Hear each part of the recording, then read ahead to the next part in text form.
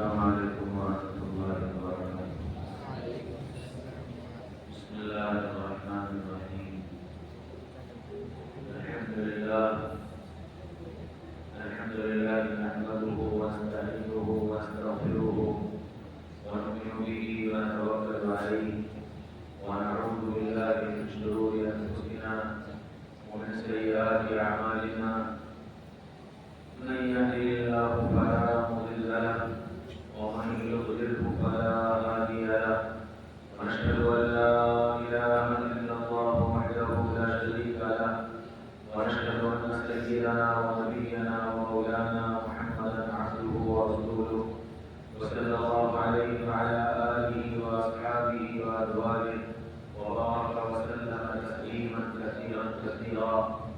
أما بعد فأعوذ بالله من الشيطان الرجيم. بسم الله الرحمن الرحيم. يا أيها الذين آمنوا استعينوا بالصبر والصلاة إن الله مع الصابرين ولا تقولوا لمن يقتل في سبيل الله أموات بل أحياء ولكن لا تشعرون. ولنبلونكم بشيء من الخوف والجوع ونقص من الأموال والأنفس والثمرات وبشر الصابرين الذين إذا أصابتهم مصيبة قالوا إنا لله وإنا إليه راجعون. أولئك عليهم صلوات من ربهم ورحمة وأولئك هم المهتدون. وقال رسول الله صلى الله تعالى عليه وسلم: ارتحلت الدنيا مدبرا وارتحلت الآخرة مقبلا ولكل واحدة منهما بنون فكونوا من أبناء الآخرة ولا تكونوا من أبناء الدنيا إن لكل أم يتبعها ولدها أو كما قال عليه الصلاة والسلام. میرے بھائیوں، دوستوں، عزیزوں، بزرگوں،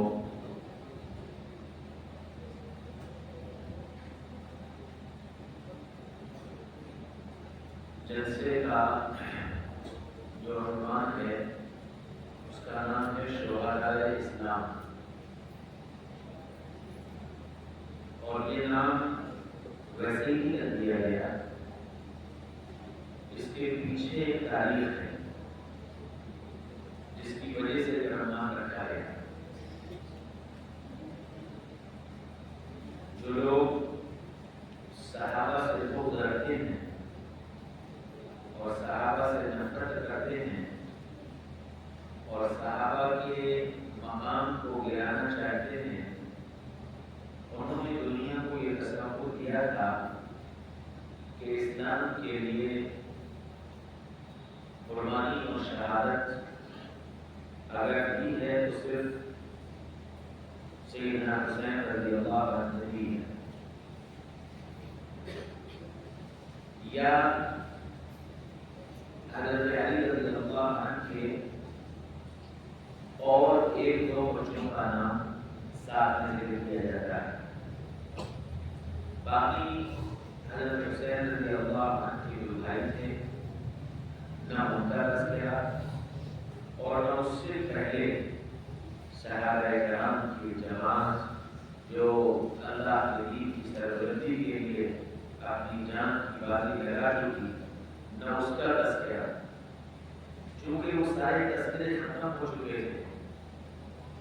صحابہ کرام کی قربانیوں کے تذکرے اور حضرت علی رضی اللہ عنہ کی اور اولادوں کی قربانیوں کے تذکرے یہ ختم ہو چکے تھے.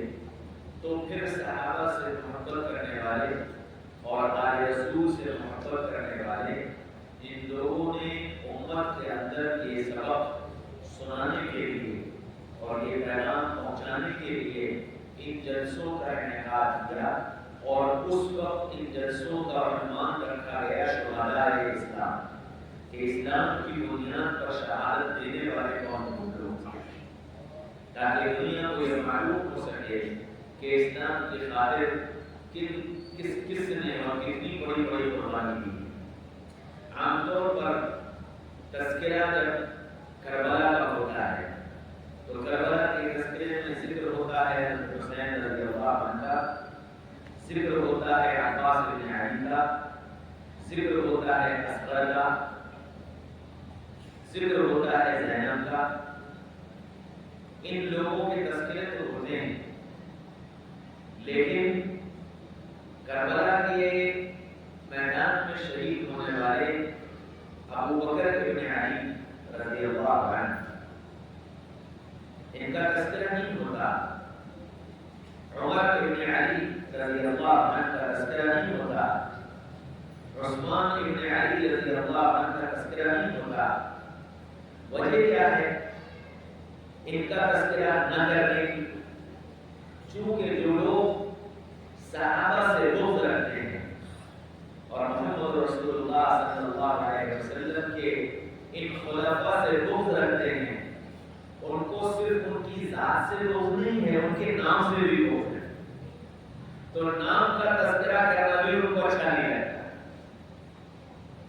حالانکہ سوچنے والی بات یہ ہے کہ تم جس کی وجہ سے بغض کرتے ہو، جس کی وجہ سے تم ان سے چڑھتے ہو، حضرت علی رضی اللہ عنہ کے بارے میں تم یہ کہتے ہو کہ حضرت علی رضی اللہ عنہ سب سے زیادہ خلافت کے حقدار تھے، اور نعوذ باللہ ابو بکر نے اور عمر نے اور عثمان نے رضی اللہ عنہ اجمعین انہوں نے حضرت علی کا حق مان لیا ہے۔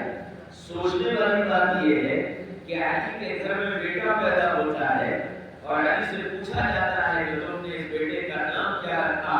کہ ہم نے اپنے دوست، اپنے محسن، اپنے ساتھی ابو بکر کے نام پر اپنے بیٹے کا نام ابو بکر رکھا ہے۔ ابو بکر حضرت علی کے گھر میں دوسرا بیٹا پیدا ہوتا ہے، پوچھتے ہیں لوگ کہ علی تم نے اس کا کیا نام رکھا؟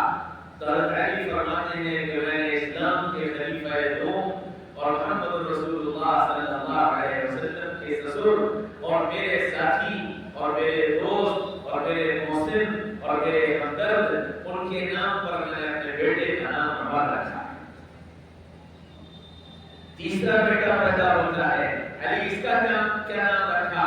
فرمایا کہ میں نے محمد رسول اللہ صلی اللہ علیہ وسلم کے داماد اور ایک نہیں دو بیٹیاں جن سے منسوب تھیں، اور وہ جو غنی تھے اور وہ جو باحیا تھے اور وہ جو باکردار تھے کہ محمد رسول اللہ صلی اللہ علیہ وسلم نے ان کی حیات کی قسم کھائی تھی، میں نے ان کے نام پر اپنے بیٹے کا نام عثمان رکھا ہے۔ سوچنے والی بات یہ ہے کہ تم جن سے چڑھتے ہو حضرت علی رضی اللہ عنہ ان کو اتنا محبوب رکھتے ہیں کہ اپنی اولادوں کے نام ان کے ناموں کا رکھیں۔ پھر انہی علی رضی اللہ عنہ نے اپنے ایک بیٹے کا نام عباس رکھا۔ وہ عباس ابن علی حضرت حسین رضی اللہ عنہ کے ساتھ جنگ میں اسی طرح شریک تھے جس طرح ابو بکر ابن علی شریک تھے، جس طرح عمر ابن علی شریک تھے، جس طرح عثمان ابن علی شریک تھے، اور جیسے عباس ابن علی کو شہادت ملی اسی طرح ابو بکر ابن علی کو بھی شہادت ملی، عمر ابن علی کو بھی شہادت ملی، عثمان ابن علی کو بھی شہادت ملی۔ پھر کیا ہو گیا کہ تم تذکرہ کرتے ہو عباس ابن علی کا اور بھول جاتے ہو ابو بکر ابن علی کو، بھول جاتے ہو عمر ابن علی کو، بھول جاتے ہو عثمان ابن علی کو؟ کیا وجہ ہے اس کی؟ بتائیے چلا کہ اس کی وجہ صرف صحابہ سے بغض ہے۔ اور پھر بات یہی ختم نہیں ہوئی، پہلے چلے جائیے، نبی پاک صلی اللہ علیہ وسلم نے دنیا میں جتنے لوگوں نے شہادت حاصل کی ہے ان تمام شہداء کا سردار سید الشہداء حمزہ رضی اللہ عنہ، حضرت حمزہ کی شہادت ایسی شہادت جس پر رسول اللہ صلی اللہ علیہ وسلم اتنے غمگین ہوئے کہ جب آپ مدینے میں تشریف لائے ہیں تو اپنے گھر کی عورتوں کو کہا کہ مدینہ کے گھروں میں یہ اطلاع بھیجو کہ رسول اللہ صلی اللہ علیہ وسلم کے چچا کو شہید کر دیا گیا، اور ان سے کہو کہ وہ آ کر میرے چچا کے لیے روئیں۔ آپ کو اتنا غم تھا کہ حضرت حمزہ رضی اللہ عنہ کی نماز جنازہ 70 مرتبہ پڑھی، 70 مرتبہ نماز جنازہ پڑھی، اور آپ صلی اللہ علیہ وسلم کو اتنا غم تھا کہ آپ مدینے میں جب داخل ہوئے ہیں تو آپ مدینہ کے لوگوں سے یوں کہہ رہے تھے تمہیں کیا ہو گیا گیا کہ تم کو میرے چچا کی دنیا سے جانے کا غم نہیں؟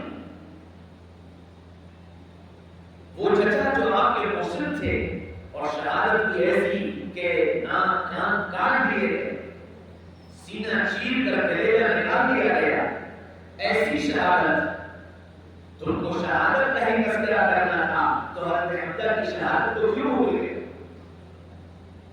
حضرت مصعب بن عمیر کی شہادت کو کیوں بھول گئے؟ اور کتنے صحابہ ہیں حضرت عمرو بن جموح رضی اللہ عنہ کی شہادت کیوں بھول گئے جبکہ وہ تو دونوں پیروں سے معذور تھے؟ ان کی شہادت کا تذکرہ تمہیں یاد نہیں رہا جبکہ جناب رسول اللہ صلی اللہ علیہ وسلم نے احد کے موقع پر جب آواز لگائی تو اپنے گھر پر اپنی بیوی سے کہنے لگے کہ کیا کروں، میں تو اپنے دونوں پیروں سے معذور ہوں، رسول اللہ صلی اللہ علیہ وسلم نے بلایا ہے، میں کیا کروں؟ تو بیوی کہنے لگی کہ عمرو گھبراتے کیوں ہو، اللہ نے ہمیں 4 بیٹے دیے، ہم ان 4 بیٹوں کو رسول اللہ کی خدمت میں پیش کریں۔ چنانچہ صبح ہوئی اور حضرت عمرو بن جموح اپنے 4 بیٹوں کو لے کر حاضر ہوئے، فرمایا یا رسول اللہ یہ 4 بیٹے ہیں اور میں ان کو آپ کی نظر کرنے کے لیے آیا۔ اللہ کے رسول نے فرمایا کیا بڑھیا تحفہ لائے ہو، کہنے لگے یا رسول اللہ آپ نے ان کو قبول کر لیا، مجھے بھی قبول کر لیا۔ آپ نے فرمایا نہیں تم معذور ہو، اللہ نے تمہیں معاف کر دیا، تم واپس جاؤ، تمہاری بیوی تمہارا انتظار کر رہی ہو۔ نہیں یا رسول اللہ میری بھی تمنا ہے آپ مجھے قبول کر لیجیے۔ فرمایا نہیں تم معذور ہو، اللہ نے تمہیں معاف کر دیا ہے۔ قرآن میں آیت آئی ہے لیس علی الاعمى حرج ولا علی الاعرج حرج، کہ جو آنکھ سے نابینا ہیں اور جو پیروں سے معذور ہیں اگر وہ اللہ کے راستے میں نہ جائیں تو ان پر کوئی گناہ نہیں، ان کی کوئی پکڑ نہیں، ان سے کوئی معاوضہ نہیں، اللہ نے تمہیں معاف کر دیا ہے، تم واپس جاؤ۔ اللہ کے رسول کا حکم تھا، واپس آ گئے، لیکن بڑے رنجیدہ تھے، بڑے غمگین تھے۔ گھر آئے، بیوی نے پوچھا عمرو کیا ہوا؟ کہنے لگے کہ اللہ کے رسول نے ہمارے بیٹوں کو تو قبول کر لیا لیکن میں کیا کروں، اللہ کے رسول نے مجھے واپس بھیج دیا۔ آنکھوں میں آنسو آ گئے، پھر کہنے لگے دیکھنا دیکھنا آج رات میں اپنے اللہ کو منا لوں گا، آج رات میں اپنے اللہ کو منا لوں گا، اور دیکھنا کہ اللہ کے رسول بھی مانتے ہیں۔ ساری رات مصلی پر گزاری، ادھر عمرو بھی مصلی پر، ادھر عمرو کی بیوی بھی مصلی پر، اور یہ مصلی کس بات کا تھا؟ یہ رات بھر کا جاگنا کس بات کا تھا؟ یہ رات بھر کا رونا کس بات کا تھا؟ یہ اللہ کے سامنے خوشامد کس بات کی تھی؟ میں بچ جاؤں، میری اولاد بچ جائے؟ نہ، اولاد تو قبول ہو گئی، میں کیوں بچ گیا؟ مجھے بھی قبول کر لیا جائے، اس کا رونا۔ پوری رات گزر گئی، صبح ہوئی، بیوی کے پاس آئے، کہنے لگے سنو میں نے اپنے اللہ کو منا لیا ہے۔ اللہ اکبر، کیسا اللہ کی ذات عالی پر یقین تھا اور اپنے ماننے پر کیسا یقین تھا۔ کہنے لگے میں نے آج رات اپنے اللہ کو منا لیا، دیکھنا اب اللہ کے رسول مجھے قبول کر لیں۔ بیوی کہنے لگی میرے سرکار میں نے بھی ساری رات اللہ سے یہی مانگا کہ میرے رب جیسے تو نے میرے بیٹوں کو قبول کر لیا میرے شوہر کو بھی قبول کر۔ کیا جذبات تھے اور کیا ایمان تھا اور کیا اللہ کے وعدوں پر یقین تھا اور کیا جنت کا شوق تھا اور کیا رب سے ملاقات کا ذوق تھا، ان کی نیتیں اور ارادے بتاتے تھے۔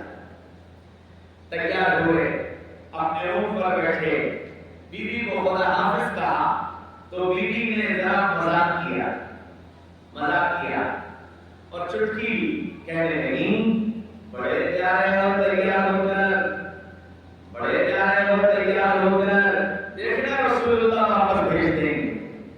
اوہو، بیوی کی زبان سے یہ جملہ سنا تو اپنی سواری کو قبلے کی طرف متوجہ کیا اور آسمان کی طرف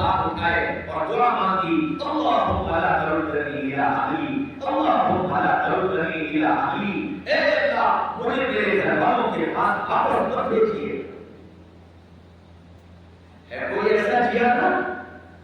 ہے کوئی ایسا دل رکھنے والا کہ وہ جس وقت جا رہا ہو اپنے گھر سے، اپنے بیوی بچوں سے جدا ہو کر، اپنے ماں باپ سے جدا ہو کر، اپنے گھر و دیوار سے جدا ہو کر، اور جاتے وقت اس کی تمنا یہ ہو کہ میں واپس نہ لوٹوں؟ وہ تھے جنہوں نے اللہ اس کے رسول سے عشق کر لیا، دعا مانگ رہے ہیں اللہ مجھے میرے گھر والوں کی طرف واپس نہ لوٹائیں۔ چلے گئے اور روتے ہوئے گئے، بیوی نے اتنی بڑی بات کہی تو روتے ہوئے پہنچے رسول اللہ کی خدمت میں حاضر ہوئے، یا رسول اللہ مجھے بھی قبول کر لیجیے۔ فرمایا نہیں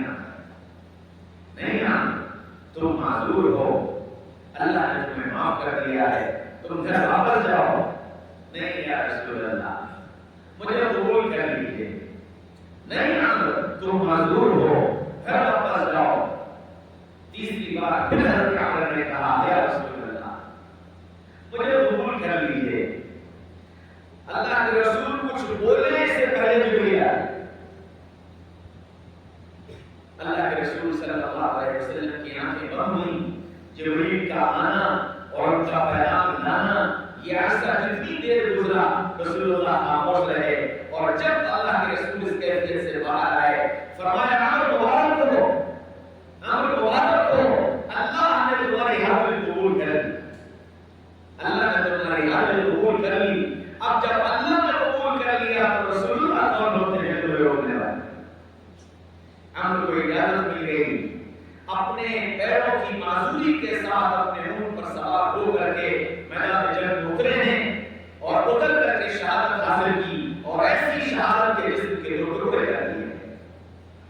اور جب جسم کے دو ٹکڑے ہو گئے تو رسول اللہ نے بیٹوں سے کہا کہ اپنے ابا کے ٹکڑوں کو اونٹ پر رکھ کر گھر لے کر جاؤ، ہم جنگ سے فارغ ہو کر عمر کی نماز پڑھیں۔ بیٹوں نے ابا کے جسم کے ٹکڑوں کو اونٹ پر رکھا اور لے کر چل دیے۔ اب گھر کی طرف چلتے ہیں تو اونٹ بڑھتا ہے، اور جب اپنے وقت کے ساتھ چلتے ہیں تو سراٹے بڑھتا ہے۔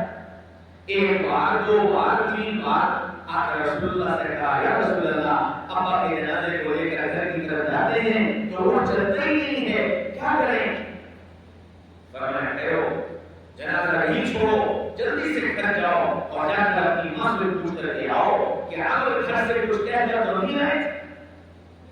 بیٹا دوڑ کر وہ گھر پہنچا، گھر میں بیٹھی ماں قرآن پڑھ رہی تھی، بیٹے کو آتا دیکھا پیشانی پر بر پڑ گئے اور چیخ پڑی۔ فرمایا کیا تو رسول اللہ کو پیٹ دکھا کر آ گیا اور کیا تو میدان جنگ چھوڑ کر آ گیا؟ نہیں اماں، نہ پیٹ دکھا کر آیا نہ میدان جنگ چھوڑ کر آیا۔ سن بیٹے اگر تو نے اور تیرے بھائیوں نے کوئی زخم پیٹ کے اوپر کھایا تو کل قیامت کے میدان میں میں تجھے معاف نہیں کروں۔ امان بھاگ کر نہیں آئے، رسول اللہ نے بھیجا ہے۔ کیوں؟ ابا شہید ہو گئے، الحمدللہ، ابا شہید ہو گئے الحمدللہ۔ اب کیا بات ہے کہ اماں ابا کا جنازہ گھر لانے کے لیے رسول اللہ نے حکم دیا ہے، لیکن جنازہ گھر کی طرف چلتے ہی نہیں۔ اللہ کے رسول نے پوچھوایا ہے جاؤ ابا سے پوچھ کر آؤ عمر کچھ کہتے رہے تھے۔ فرمایا ہاں میں نے مذاق کیا تھا، تو اس مذاق پر انہوں نے دعا مانگی تھی اللہم لا تردنی الی اہلی۔ جا کر رسول اللہ کو بتایا یا رسول اللہ ابا گھر سے یہ دعا کر کے چلے ہیں اللہم لا تردنی الی اہلی۔ فرمایا بس عمر کا جنازہ گھر نہیں جائے گا، عمر کے جنازے کو اونٹ پر رکھ کر لے کر چلتے رہو، جہاں تک قافلہ جائے گا اونٹ وہاں تک چلے گا، اور پھر اس کے بعد وہیں نماز پڑھ کر کے اور وہیں اپنایا ہے۔ احد کے میدان میں دفنا دیے، 70 شہداء کے ساتھ دفن کیے گئے، اور کیا تذکرہ کیوں نہیں کرتے؟ ان کا دکھ کیوں نہیں ستاتا؟ ان کا غم کیوں نہیں ستاتا؟ میرے بھائیوں دوستوں عزیزوں بزرگوں، حضرت حسین رضی اللہ عنہ اور ان کے ساتھیوں کی بہادری کی داستان کو غم کی داستان میں بدل کر امت کے اندر گزری پیدا کر دینا چاہتے ہیں۔ حضرت حسین اور ان کے ساتھیوں کی بہادری بھری داستان کو غم کی داستان میں بدل کر امت کے اندر بزدلی پیدا کر دینا چاہتے ہیں تاکہ امت بزدل بن جائے اور شہادت کے کو اتنا غمگین اور اتنا المناک اور اتنا دردناک سمجھنے لگے کہ اس کے بارے میں نہ اس کی تمنائیں ہوں نہ اس کی آرزویں ہوں، بلکہ ہر ایک جیے اس تمنا کے ساتھ کہ اس درد بھری اور ان تکلیفوں بھری موت سے میں کیسے بچنا۔ حالانکہ حضرت حسین رضی اللہ عنہ کے ساتھیوں کا جو قدم تھا وہ بہادرانہ تھا، دلیرانہ تھا، ہمت بھرا تھا۔ آپ خود سوچو 20,000 کے مقابلے میں 72 آدمی، 20,000 کے مقابلے میں 72 آدمی، کوئی دیوانہ ہی تو ہوگا۔ لیکن حسین رضی اللہ عنہ نے یہ بہادرانہ اور دلیرانہ قدم اٹھا کر ساری امت کو ایک پیغام دے دیا کہ اے محمد صلی اللہ علیہ وسلم کے ماننے والوں اور اللہ اس کے رسول سے محبت رکھنے والوں، تمہاری شان یہ ہے کہ تم جب حق کے مقابلے میں تم کو کھڑا کیا جائے تو پھر یہ سوچ لینا کہ تم اگر حق پر چل رہے ہو تو سر کٹا دینا، سر جھکانا مت، سر کٹا دینا، سر جھکانا مت۔ یہ جذبہ پیدا کرنا مقصود تھا، یہ سوچ پیدا کرنی مقصود تھی۔ لیکن میرے بھائیوں، دوستوں، عزیزوں، بزرگوں، اتنا غم سنایا گیا، اتنی دردناک کہانیاں سنائی گئی کہ امت کے اندر ایک مایوسی، ایک خوف، ایک بزدلی تاری ہوتی چلی گئی، اور اتنا غم کہ امت 10 دن تک غم منا رہی، 10 دن تک غم منا رہی، تاکہ طبیعتوں کے اوپر غم غالب آ جائے اور اس موت کی تمنا ختم ہو جائے۔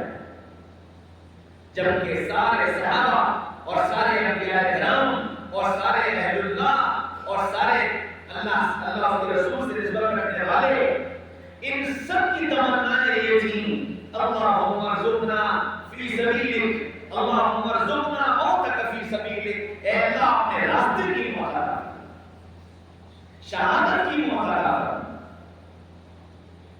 حضرت خالد بن ولید رضی اللہ عنہ جب انتقال کا وقت قریب آیا تو اپنے گھر پر اپنی چارپائی پر بیمار پڑے ہوئے تھے، کروٹیں لے رہے تھے اور بے چینی سے تڑپ رہے تھے۔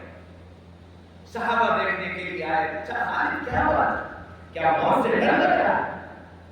کہنے لگے نا، موت سے ڈر نہیں لگ رہا، رونا اس بات کا نہیں ہے کہ میں مر رہا ہوں، رونا اس بات کا ہے کہ بستر پر مر رہا ہوں، رونا اس بات کا ہے کہ بستر پر مر رہا ہوں۔ وہ خالد جس نے 100 جنگیں لڑی، وہ خالد جس نے 100 جنگیں لڑی، اس خالد کو شہادت نصیب نہ ہوئی، یہ خالد عورتوں کی طرح بستر پر پڑا جان دے رہا ہے۔ رونا اس کا ہے، تڑپنا اس کا ہے، بلکنا اس کا ہے۔ صحابہ کہنے لگے خالد رو مت، رو مت۔ یرموک کے میدان میں جب جو اترے تھے اور جھنڈا تمہارے ہاتھ میں آیا تھا تو رسول اللہ صلی اللہ علیہ وسلم نے فرمایا تھا اور اب اللہ کی تلوار میدان سے باہر آ گئی۔ صحابہ نے پوچھا ہے رسول اللہ کیا ہوا؟ فرمایا کہ جھنڈا خالد کے ہاتھ میں آ گیا ہے، اور خالد جانتے ہو کون ہے؟ خالد سیف بن سلیوک اللہ، خالد سیف بن سلیوک اللہ ہے، خالد اللہ کی تلواروں میں سے ایک تلوار ہے۔ سنو خالد، جس کو رسول اللہ نے یہ کہا تھا کہ خالد اللہ کی تلواروں میں سے ایک تلوار ہے، ہمیں اسی وقت یقین ہو گیا تھا کہ خالد کو شہادت نہیں ملی۔ اور جانتے ہو کیوں؟ ہم کو یہ یقین اس لیے ہو گیا تھا کہ اللہ کے رسول نے تم کو اللہ کی تلوار بتایا۔ دنیا کی تلواروں میں یہ طاقت نہیں کہ وہ اللہ کی تلوار کو کاٹ سکے، دنیا کی تلواروں میں طاقت نہیں کہ وہ اللہ کی تلوار کو کاٹ سکے۔ اس لیے خالد اس پر تم بے چین مت ہو۔ جس دن رسول اللہ نے یہ بات کہی تھی یہ تو طے ہو گیا تھا کہ تم اپنی موت مرو گے، تم کو شہادت کی موت نہیں ملے گی۔ بھائیوں دوستوں عزیزوں بزرگوں اس خالق کا تذکرہ نہیں؟ کتنے صحابہ ہیں بتاؤ کس کس کے تذکرے ہوتے ہیں؟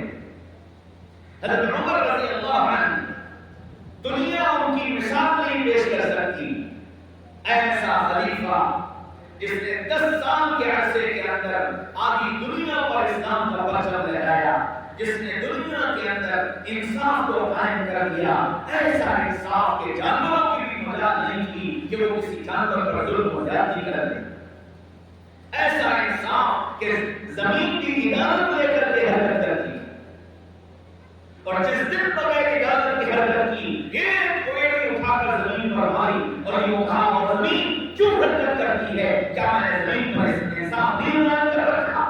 اور وہ ہلتی زمین پھیل گئی۔ ایسی شان والے عمر جن کے بارے میں رسول اللہ فرما رہے ہیں لو کان باقی نبی لکان عمر، میرے بعد اگر کوئی نبی ہوتا تو عمر نبی ہوتے۔ اللہ کے رسول صلی اللہ علیہ وسلم حضرت عائشہ کے ساتھ کھلے آسمان تلے لیٹے ہیں اور آسمان ستاروں سے بھرا ہوا ہے۔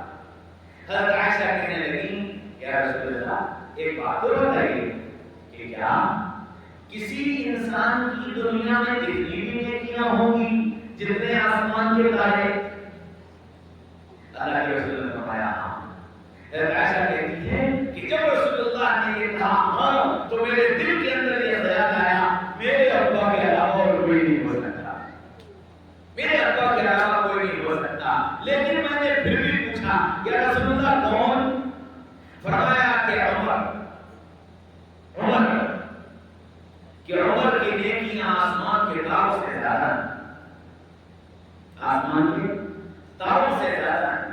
حضرت عائشہ کہتی ہیں رسول اللہ کی زبان سے جب یہ بات نکلی کہ عمر، تو میرا دل کچھ گھٹ سا گیا کہ کیا تیرے ابا اس معاملے میں عمر سے پیچھے ہو گئے؟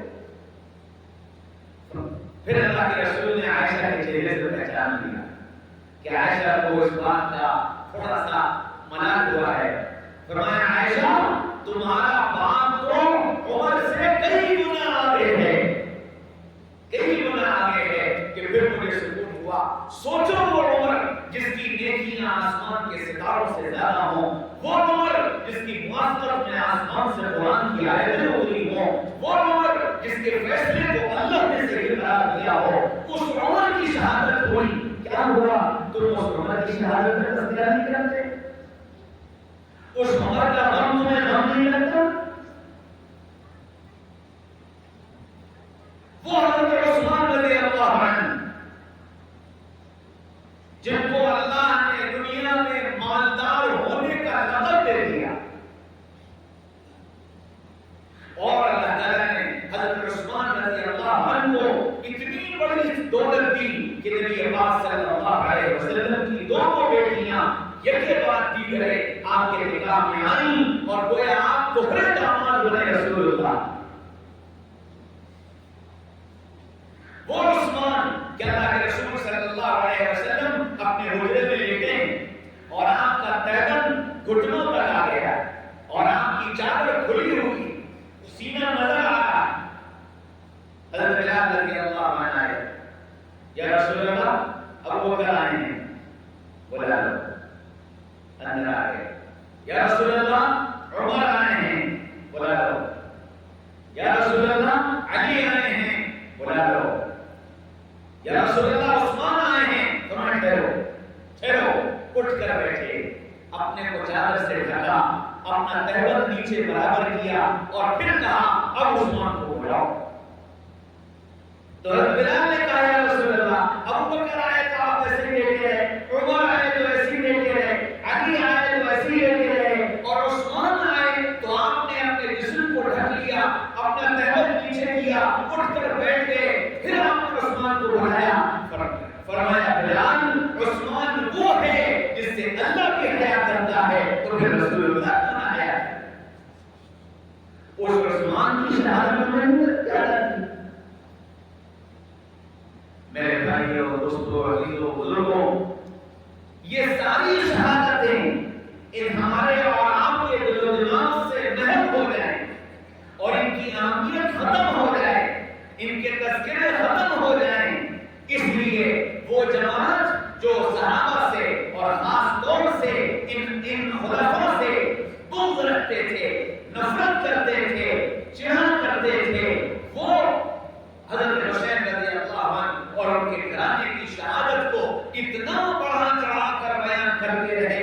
کرتے رہے کہ امت کے اندر سے اور باقی صحابہ کی شہادت اور ان کی قربانیوں کی اہمیت اور اس کے تذکرے یا ان کی شہادت کا غم اور ان کا دنیا سے چلا جانا امت کے لیے ایک بڑا سانحہ، یہ ساری باتیں امت کے اندر سے نکل گئی اور چند افراد کی شہادت کو یہ دین سمجھتے ہیں۔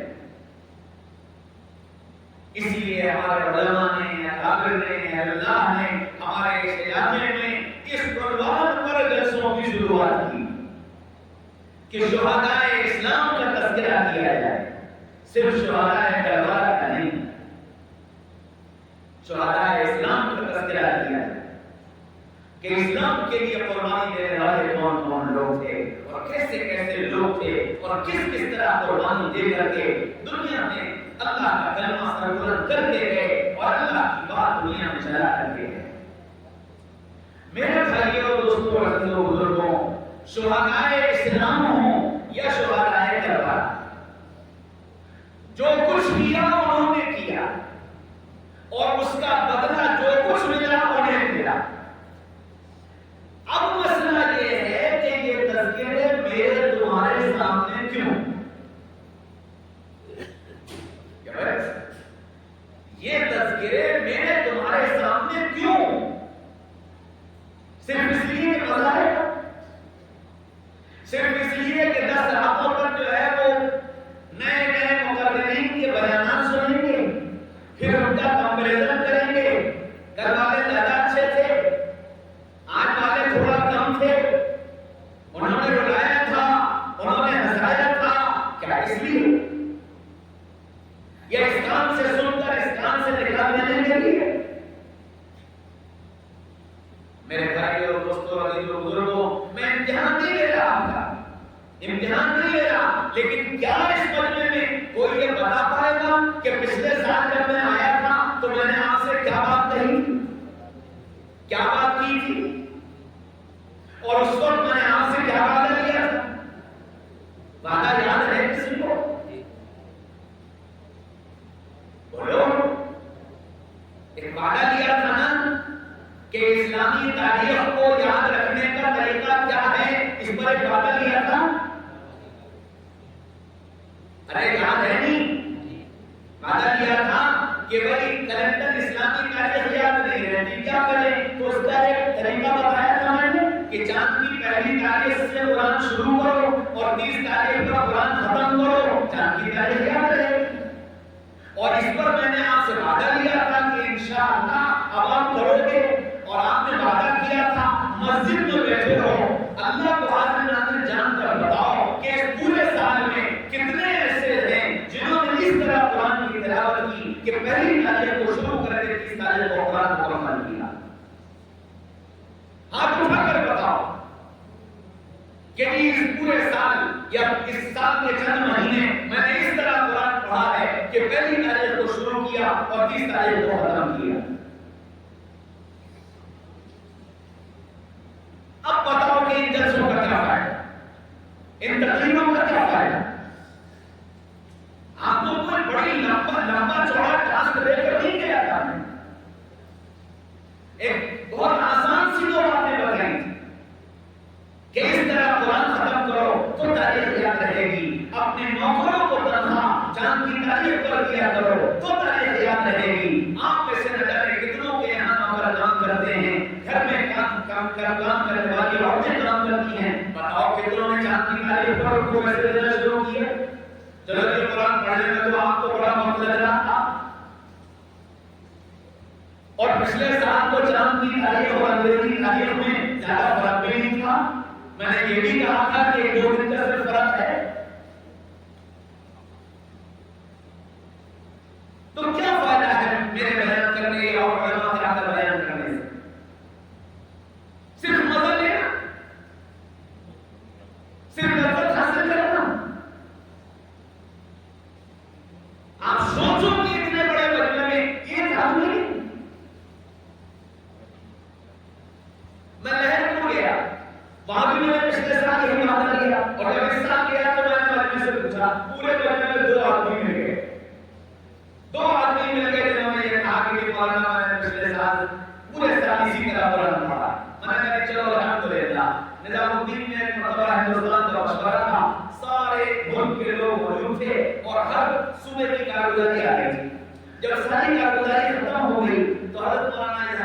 حسن صاحب رحمۃ اللہ علیہ نے فرمایا کہ تم سارے لوگوں نے اتنی کارگزاری سنائی کہ اس صوبے میں یہ ہوا یہ ہوا یہ ہوا یہ ہوا، لیکن اگر تم آج پورے ملک کی سطح پر دیکھو گے تو ابھی کچھ بھی نہیں ہوا۔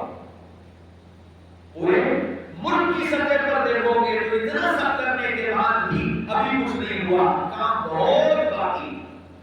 ایک نظریہ یہ، اور ایک نظریہ یہ ہے کہ تم نے بہت سنا دیا۔ اگر یہ سارا مجمع، پورے ملک کا مجمع اگر یہ کہتا کہ 4 مہینے کی محنت کے بعد ہم سب نے مل کر کے ایک آدمی کو نماز پڑھنے والا بنا دیا تو ہم اس میں بھی کامیاب تھے کہ الحمدللہ ہماری محنت سے ایک نمازی بن گیا۔ تو ایک مل جاتا تو بھی ہم سمجھ کر لیتے کہ جو سبیلا میں آنا کامیاب ہو گیا۔ کیوں بھائی؟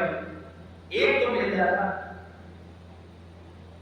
میرے بھائیو اور دوستو، میں آپ کو خدا نہ خواستہ ذلیل نہیں کر رہا ہوں، میں احساس دے رہا ہوں۔ سوچو آپ کہ ان بیانوں کے سننے کا مقصد کیا ہے؟ جب ہم ایسی چھوٹی چھوٹی سی باتیں اپنی زندگی میں عملی طور سے داخل نہیں کر پا رہے ہیں تو پھر کسی بڑی بات کا کہ ہم آپ سے کیسے امید کر سکتے ہیں؟ کسی بڑے عمل کے لیے ہم آپ کو کیسے دعوت دے سکتے ہیں؟ حضور صلی اللہ علیہ وسلم صحابہ کے سامنے جس عمل کی دعوت دیتے تھے، صحابہ 100% اس پر آ جاتے تھے۔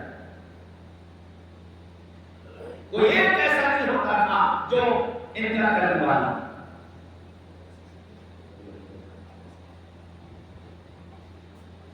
کوئی ایک انکار کرنے والا نہیں تھا، کوئی ایک چھوڑنے والا نہیں تھا۔ اور یہی وجہ تھی کہ پھر رسول اللہ کی زبان سے جو نکلتا تھا صحابہ وہ پورا کرتے تھے، تو پھر اللہ بھی جب صحابہ کی زبان سے جو نکلتا تھا اللہ اسے پورا کر دیتا۔ آج ہم سب یہ چاہتے ہیں کہ ہمارے ساتھ مدد تو وہ ہو جو صحابہ کے ساتھ ہوئی۔ آسمان سے فرشتے ویسے اترے جیسے بدر کے میدان میں اترے، آسمان سے فرشتے ویسے اترے جیسے یرموک کے میدان میں اترے، لیکن سوچو کیا میں نے تم نے اپنے اللہ کے ساتھ ویسے وعدوں کو پورا کیا جیسے صحابہ نے پورا کیا؟ اس لیے میرے بھائیوں دوستوں عزیزوں بزرگوں، یہ جو شہادت کے تذکرے، کربلا کا تذکرہ اور صحابہ کی شہادت کا تذکرہ، ان سب کے تذکروں کا مقصد یہ ہے کہ ان کی زندگی کیسی تھی، میری زندگی کیسی ہے۔ یہ اس محاسبے کے لیے یہ جلسہ ہے، یہ تقریر اس محاسبے کے لیے ہے، وہ کیا کر کے گئے، ہم کیا کر رہے ہیں، انہوں نے کیا نمونہ قائم کیا اور ہم کیا نمونہ قائم کر رہے ہیں۔ یہ سوچنا پڑے، اپنی زندگی کو اس پر لانا پڑے۔ صحابہ کرام رضوان اللہ تعالی علیہم اجمعین سب کا حال قرآن بیان کرتا ہے، کل وعد اللہ الحسنى، سارے کے سارے صحابہ ایسے تھے کہ صحابہ کلہم عدول، سارے صحابہ سچے تھے، کوئی ایک جھوٹ بولنے والا نہیں تھا۔ وہ کون تھے؟ وہ محمد رسول اللہ کے امتی تھے، وہ اللہ کے بندے تھے۔ میں بھی محمد رسول اللہ کا امتی ہوں، میرا کیا حال ہے؟ میں جھوٹ چھوڑنے پر تیار ہوں، کاروبار کو جھوٹ پر، یعنی دوستی کو جھوٹ پر۔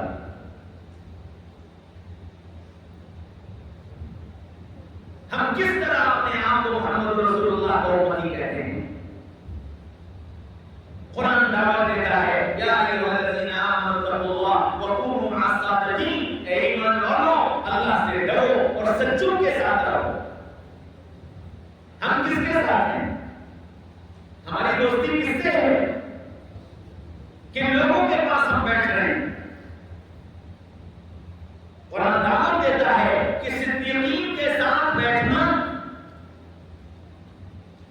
صدیق جانتے ہیں کسے کہتے ہیں؟ صدیق وہ کہلاتا ہے جو کبھی جھوٹ نہ بولے، وہ صدیق کہلاتا ہے۔ صدیق وہ کہلاتا ہے جو اپنے اللہ کی صدیق وہ کہلاتا ہے جو اپنے اللہ کے اوامر کی 100% پیروی کرنے والا. قرآن دعوت دیتا ہے کہ صدیقین کے ساتھ رہنا.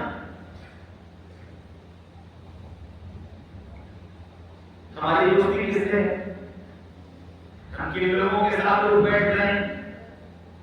یاد رکھو دل جس سے لگاؤ گے دل ویسا بن جائے گا. دل جس سے لگاؤ گے اس جیسا دل بن جائے گا. الناس علی دین خلیلہ کہ انسان اپنے دوست کے طریقے پر چلتا ہے. تو جس سے دل لگا دو, اللہ سے دل لگاؤ گے اللہ کی صفات تمہارے اندر آئیں گی. دنیا سے دل لگاؤ گے دنیا کی عظمت, دنیا کی محبت, دنیا کے تذکرے آئیں گے. شیطان سے دل لگاؤ گے شیطانی حرکتیں, شیطانی چیزیں, شیطانی باتیں یہ سب تمہاری زندگی میں آئیں گی. دل کس سے لگایا؟ قرآن دعوت دے رہا ہے صدیقین سے دل لگانا, سچوں سے دل لگانا. وہ جو چلے گئے سب سچے تھے, وہ جو اپنی جانوں کا نذرانہ پیش کر گئے سب صدیقین تھے. اور ایسے سچے اور ایسے صدیق تھے کہ اللہ نے قرآن میں اعلان کر دیا تھا رضی اللہ عنہم ورضوا عنہ, جاؤ میں تم سب سے راضی, سب سے راضی. کیا مال, کیا عورت, کیا بوڑھا, کیا جوان, کیا چھوٹا, کیا بڑا, سب سے کہہ دیا سو تم سب سے راضی. کیوں کہ ان میں کا ہر ایک 100% اللہ اس کے رسول کی تعلیمات پر چلنے والا ہے.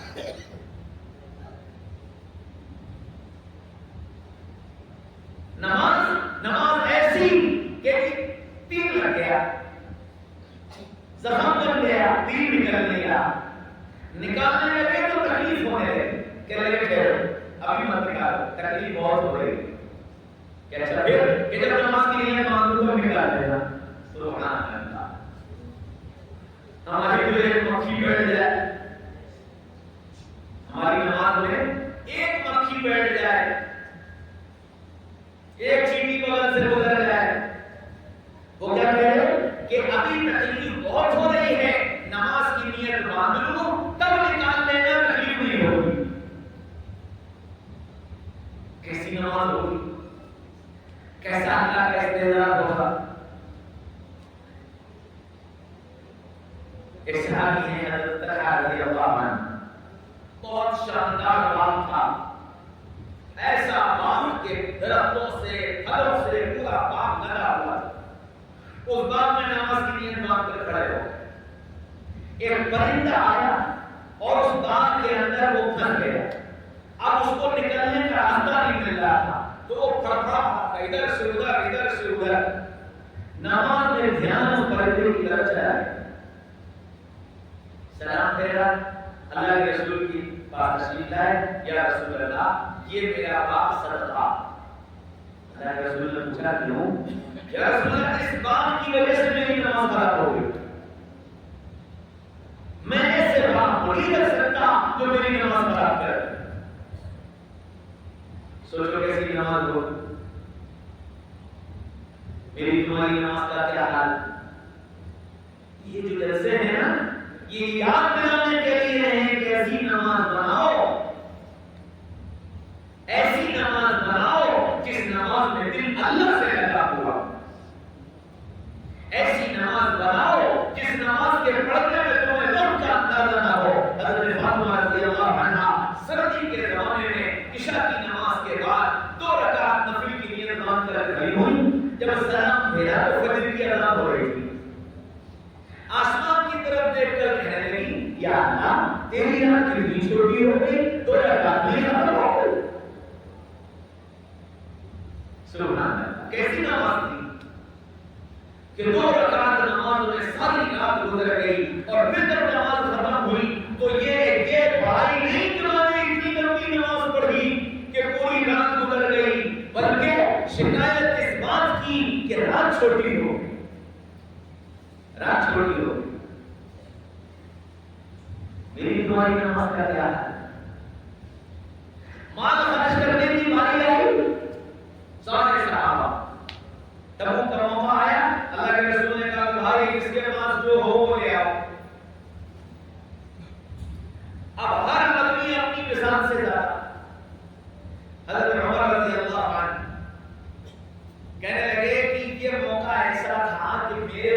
مال زیادہ تھا اور ابو بکر کے پاس مال کم تھا.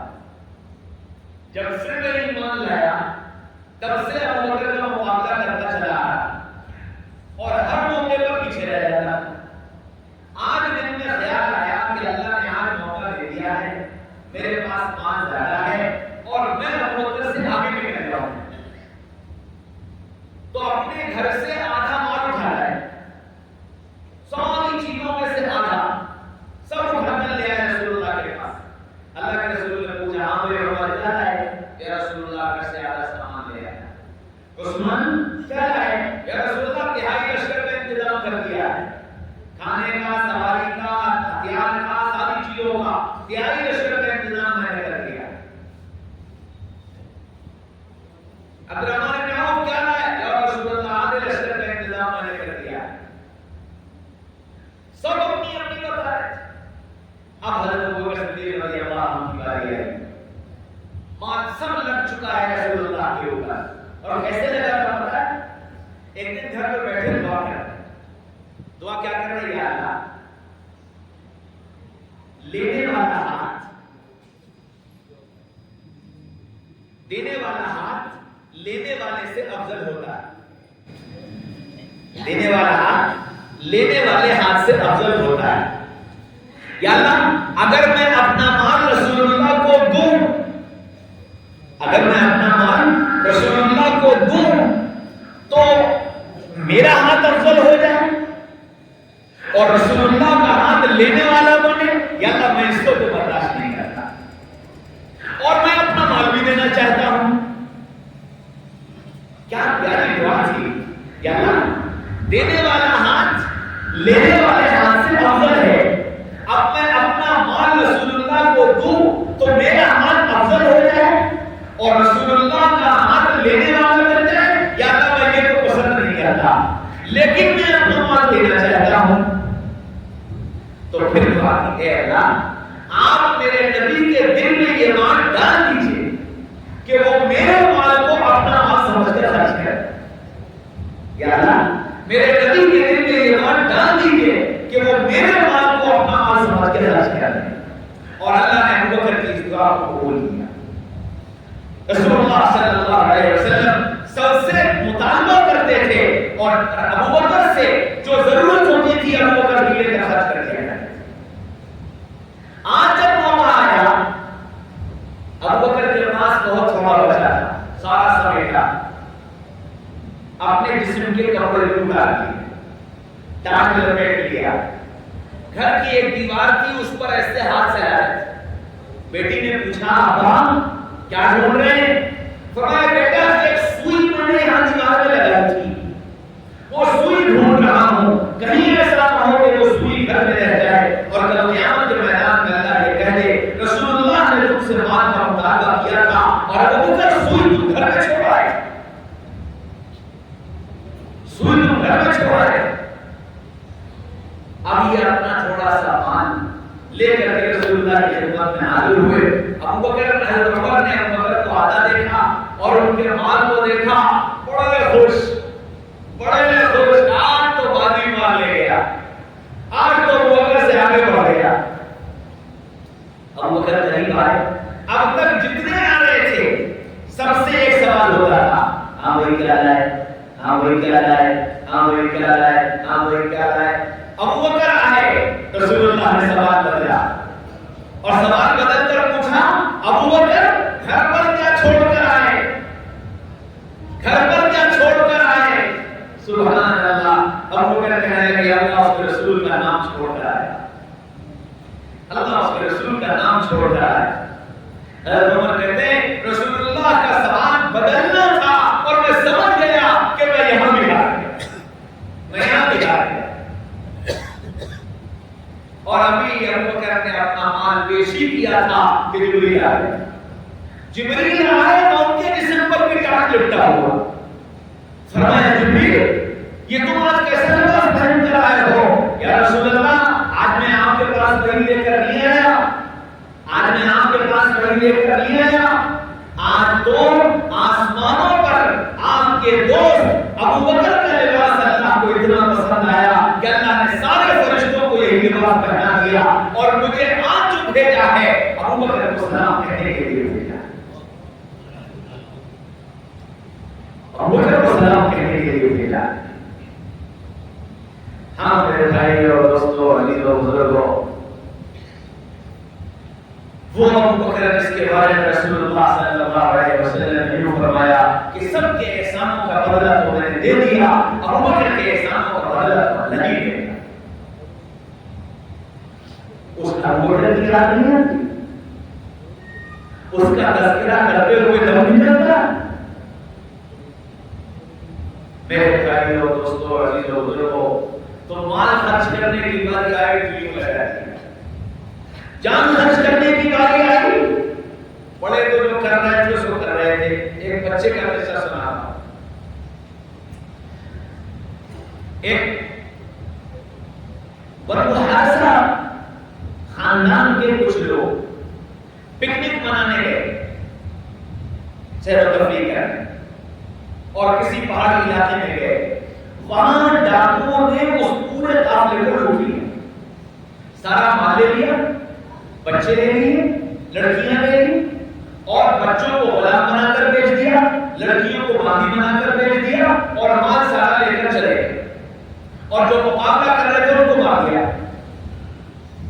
یہ جو سب لٹا پٹا، اس لٹنے پٹنے میں ایک بچہ بنو حارثہ کا وہ غلام بن کر بکا، اور بکتے بکتے بکتے بکتے وہ مکہ آیا، اور مکہ میں جب بکا تو حضرت خدیجہ نے خرید لیا، اور حضرت خدیجہ اس بچے کو لے کر 8-10 سال کا بچہ رسول اللہ کی خدمت میں آئی۔ کیا رسول اللہ، میں یہ غلام آپ کے لیے آئی ہوں، یہ آپ کے پاس اور آپ کے ساتھ رہے گا ہر وقت کی ضرورت کے لیے۔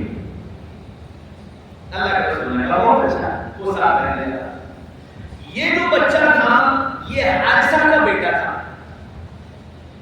حارثہ اپنے بچے کے کھونے پر دیوانے ہو گئے تھے، اور جنگلوں میں، کھیتوں میں، دریاؤں میں، پہاڑوں پہ ہر جگہ جا کر اپنے بیٹے کو تلاش کر رہے، لیکن کہیں پتہ نہیں چل رہا۔ حج کا موسم آیا، بنو حارثہ کے لوگ حج کر رہے، اللہ کے نبی صلی اللہ علیہ وسلم دعوت دینے کے لیے مینا کے خیموں پر آئے۔ جب آپ دعوت دینے آئے تو یہ بچہ کے ساتھ آیا۔ بنو حارثہ کے خیمے پر پہنچے تو لوگوں نے پہچان لیا کہ یہ تو زید بن حارثہ ہے، یہ حارثہ کا بیٹا ہے۔ اب وہاں کچھ کہہ تو نہیں سکتے تھے، حج ختم ہوا، واپس گئے اور جا کر حارثہ کو بتایا کہ تمہارا بیٹا مکہ میں محمد بن عبداللہ نامی ایک شخص ہے، اس کے پاس زندگی گزار رہا ہے، اور شاید وہ اس کا غلام ہے۔ حضرت حارثہ نے اپنے بھائی کو بلایا، اپنے بڑے بیٹے کو بلایا، مشورہ کیا، مشورے سے یہ طے ہوا کہ بھائی محمد کے پاس مال لے کر کے چلو، اور بہت سارا ہدیہ لے کر کے چلو، جو قیمت وہ مانگیں گے وہ قیمت دیں گے، اور یہ سارا سامان کو ہدیے میں دیں گے، اور زید کو چھڑا کر کے لائیں گے۔ وہ ابا، چچا اور بھائی یہ تینوں لوگ مکہ مکرمہ آئے، معلوم کرتے ہوئے محمد رسول اللہ کے پاس پہنچے، اور جا کر یہ کہنے لگے کہ محمد صلی اللہ علیہ وسلم آپ بنو ہاشم سے ہیں، اور آپ بنو ہاشم کی سخاوت بہت مشہور ہے، ہم آپ کے پاس بڑی امیدوں سے آئے ہیں۔ اللہ کے رسول نے پوچھا کیا بات؟ کہنے لگے کہ ہمارا بیٹا آپ کے پاس غلامی کی زندگی گزار رہا ہے، آپ نے جس قیمت پر اسے خریدا ہو، یہ بچہ خاندانی غلام نہیں ہے، ہمارے ساتھ ایسا ایسا حادثہ ہو گیا تھا، اس لیے یہ غلام بنا کر بیچ دیا گیا، آپ نے جس قیمت پر خریدا ہو ہم وہ قیمت دینے کے لیے تیار ہیں، اور زیادہ جو مال لینا چاہیں ہم وہ بھی دینے کے لیے تیار ہیں، اور یہ تحفہ ہم آپ کے لیے لائے ہیں، آپ یہ سب قبول کر لیجئے اور ہمارے بیٹے کو ہمیں واپس کر دیجیے۔ اللہ کے رسول نے فرمایا بس اتنی سی بات، بس اتنی سی بات؟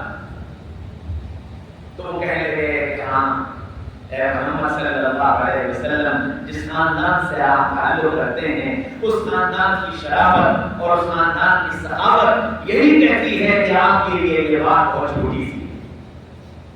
فرمایا سنو، میں زید کو بلا لیتا ہوں، اور زید تمہارے ساتھ جانے کو تیار ہو جائے، مجھے کوئی پیسہ نہیں چاہیے، اور مجھے کوئی قیمت نہیں چاہیے اور مجھے تمہارا کوئی تحفہ نہیں چاہیے، تم اپنے بیٹے کو خوشی خوشی اپنے ساتھ لے جاؤ، لیکن اگر تمہارا بیٹا تمہارے ساتھ جانے کو تیار نہ ہوا تو پھر میں زبردستی نہیں لے جانے دوں گا، تو پھر میں زبردستی نہیں لے جانے دوں گا۔ کہنے لگا ہاں یہ بالکل بالکل اے محمد صلی اللہ علیہ وسلم، آپ نے تو احسان سے بڑھ کر معاملہ کیا، آپ نے آواز دی زید زید زید، زید دوڑے ہوئے آئے اور چھلانگ لگا کر رسول اللہ کے سامنے کھڑے ہوئے۔ زید انہیں پہچانتے ہو؟ جی یا رسول اللہ یہ میرے ابا ہیں۔ اور انہیں پہچانتے ہو؟ جی یا رسول اللہ یہ میرے چاچا ہیں۔ اور اسے پہچانتے ہو؟ جی یا رسول اللہ یہ میرا بھیا ہے۔ زید یہ سب تم کو لینے کے لیے آئے ہیں، یہ سب تم کو لینے کے لیے آئے ہیں، اگر تم ان کے ساتھ جانا چاہو تو میری طرف سے تمہیں اجازت ہے، اور اگر تم نہ جانا چاہو تو میرے ہاتھ سے تم باہر ہو، میں کیسا ہوں یہ تم جانتے ہو، اب تمہیں اختیار ہے، تم ان کے ساتھ جانا چاہو میری طرف سے اجازت، اور اگر نہ جانا چاہو تو میرے ہاتھ سے تم باہر۔ زید نے ابا کی طرف دیکھا، چاچا کی طرف دیکھا، بھیا کی طرف دیکھا، اور تینوں کو دیکھ کر پھر پلٹے اور رسول اللہ صلی اللہ علیہ وسلم کے چہرے پر نگاہ ڈال کر کہنے لگے فدا ہو بھی رومی یا رسول اللہ، فدا ہو بھی رومی یا رسول اللہ، میرے ماں باپ پر قربان یا رسول اللہ، میں بھلا آپ کو چھوڑ کر جاؤں؟ باپ چلایا زید تجھے کیا ہو گیا ہے، تو آزادی کی غلامی کو ترجیح دیتا ہے؟ چچا چلائے زید تجھے کیا ہو گیا ہے، تجھے گھر والے یاد نہیں آتے، تجھے اپنی ماں کا اپنی بہنوں کا ہونا خیال نہیں، اور تو آزادی کی زندگی کو چھوڑ کر، راحت اور آرام کی زندگی کو چھوڑ کر اس غلامی کی زندگی کو تیار ہے۔ بھائی نے کہا زید تمہیں کیا ہو گیا، تمہیں میری بھیا کی بہن کی ماں کی یاد نہیں ستاتی، تمہیں اپنا گھر یاد نہیں آتا، اپنے آرام و آرام کی زندگی کے طریقے یاد نہیں آتے، یہاں غلام بن کر ایک اجنبی کے پاس زندگی گزارنے کو تیار ہو؟ سب نے کھانے دیے، جب سب خاموش ہو گئے تو کہنے لگے ہاں باپ، ہاں چاچا، ہاں بھیا، تمہاری سب باتیں سر آنکھوں پر، تمہاری سب باتیں سر آنکھوں پر، لیکن جو بات میں نے ان میں دیکھی ہے وہ مجھے تم میں سے کسی میں نظر نہیں آتی، میں ان کو قربان نہیں کر سکتا تو سب کو چھوڑ سکتا ہوں۔ اتنی بات کہی جو رسول اللہ نے بڑی پیار بھری نگاہ زید کے چہرے پر ڈالی اور یوں کر کے ہاتھ پھیلایا تو زید نے چھلانگ ماری اور آ کر کے رسول اللہ کی گودی میں بیٹھ گئے، اور جیسے ہی گودی میں بیٹھے آپ نے یوں کر کے چمٹایا اور چمٹا کر کے کہنے لگے زید آج سے میرا غلام نہیں، زید آج سے میرا بیٹا، زید آج سے میرا غلام نہیں، زید آج سے میرا بیٹا۔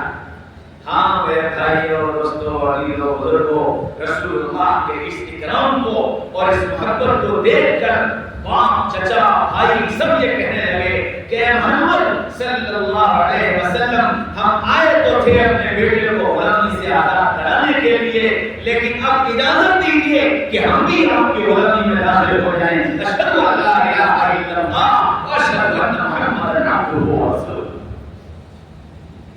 ہاں میرے بھائیوں، دوستوں، عزیزوں، بزرگوں، ہم نے اپنی اولادوں کی کیا تربیت کی؟ کیا میرے بچے دنیا اور دنیا کی چیزیں اور دنیا کی محبتوں کو قربان کر کے اللہ اور اس کے رسول کی محبت پر مر مٹنے کو تیار ہیں؟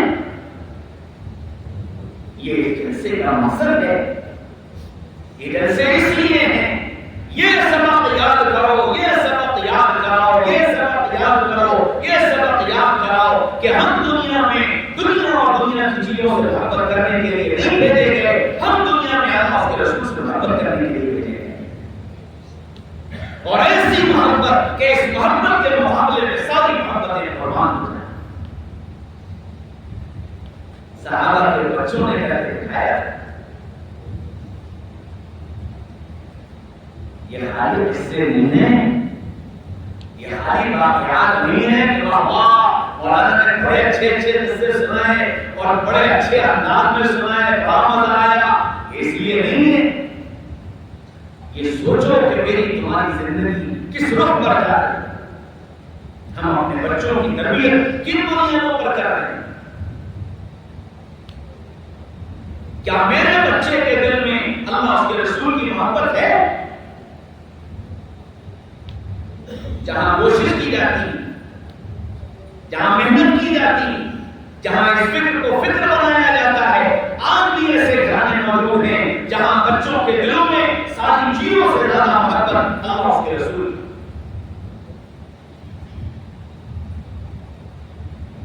ابھی زیادہ عرصہ نہیں گزرا، ایک اسکول میں ایک بچے کو استاد نے نعت یاد کرائی، وہ نبیوں کا رحمت لقب پانے والا، مرادیں نبیوں کی بتانے والا، مصیبت میں غیروں کے کام آنے والا۔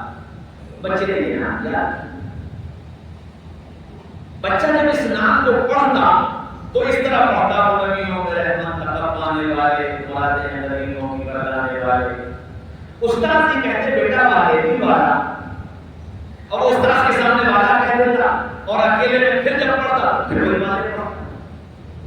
مدرسے کا جلسہ ہوا اسکول کا، اس جلسے میں اس بچے کو نعت پڑھنے کے لیے بلایا گیا، آواز بہت اچھی تھی، پڑھتا بہت اچھا، اس نے اس جلسے میں یہی نعت پڑھی، وہ نبیوں کا رحمت لقب پانے والے، مرادیں نبیوں کی بتانے والے۔ اپنی پوری نعت پڑھ کر کے چلا گیا۔ ایک کمشنر صاحب بیٹھے ہوئے تھے اور وہ مہمان خصوصی تھے۔ اب جب ان کا بیان ہوا تو وہ کہنے لگے کہ آج کل اساتذہ بچوں پر دھیان نہیں دیتے اور بچے چیزیں غلط یاد کرتے ہیں۔ بچہ آیا تھا، آواز بہت اچھی تھی، پڑھا بہت اچھا تھا، حاجی کی نعت کو اس نے پڑھا، وہ نبیوں کا رحمت لقب پانے والا، لیکن بچے نے پوری نعت والے کہہ کر پڑھی، اور یہ صرف استاد کی بے فکری کا نتیجہ ہے۔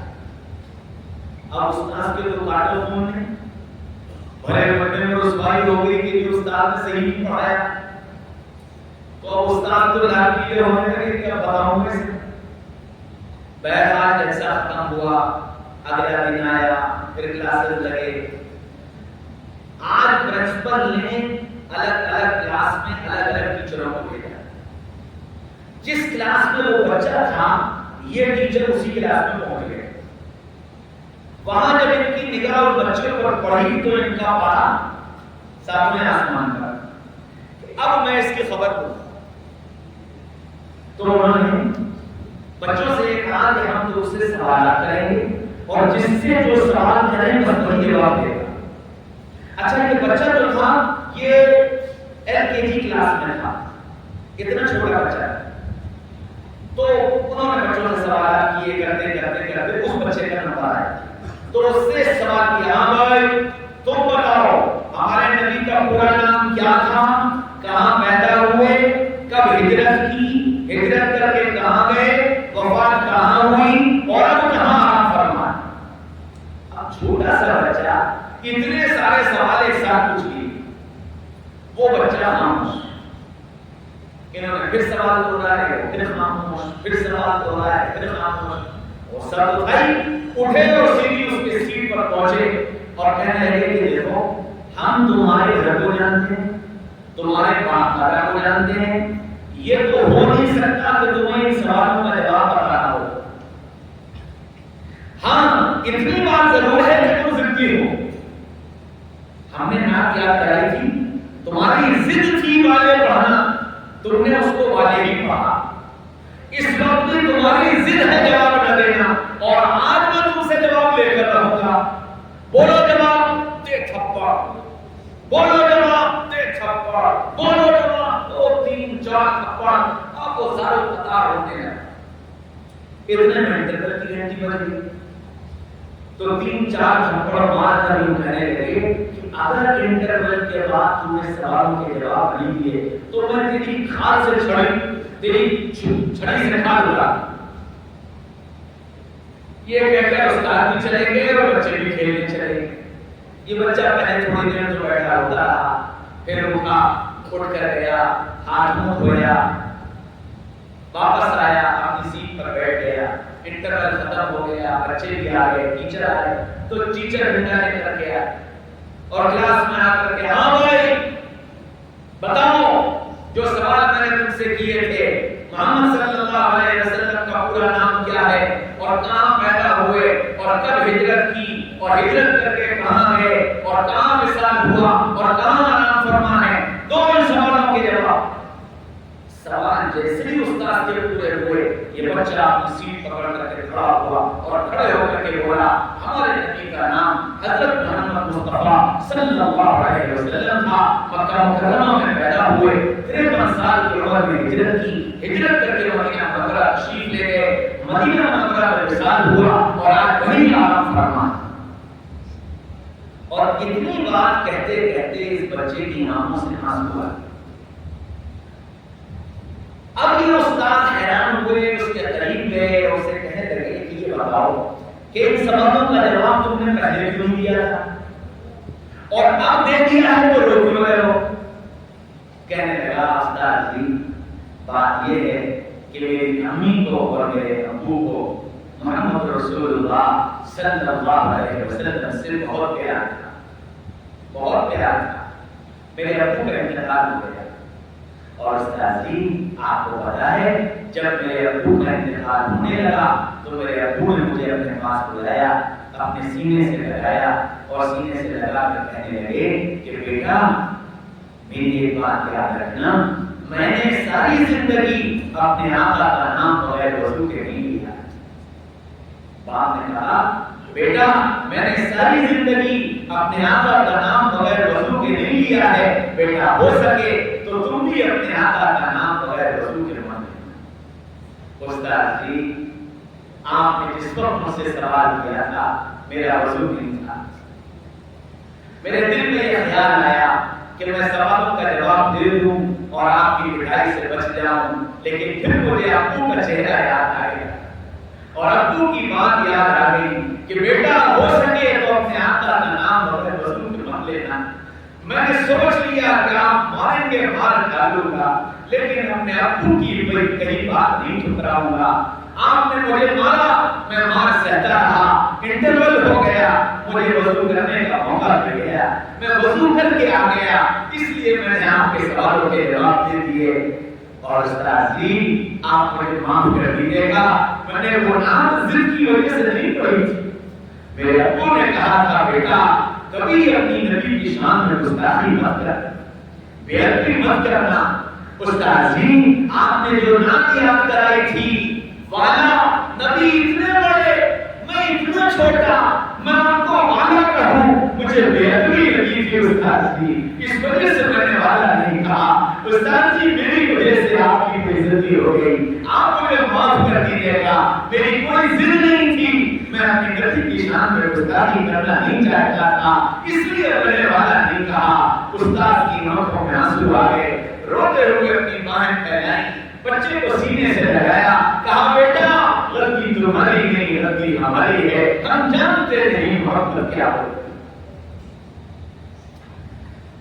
ہے میرے بھائیوں دوستوں عزیزوں بزرگوں، میرا تمہارا حال بھی ہم جانتے ہی نہیں محبت کیا ہو.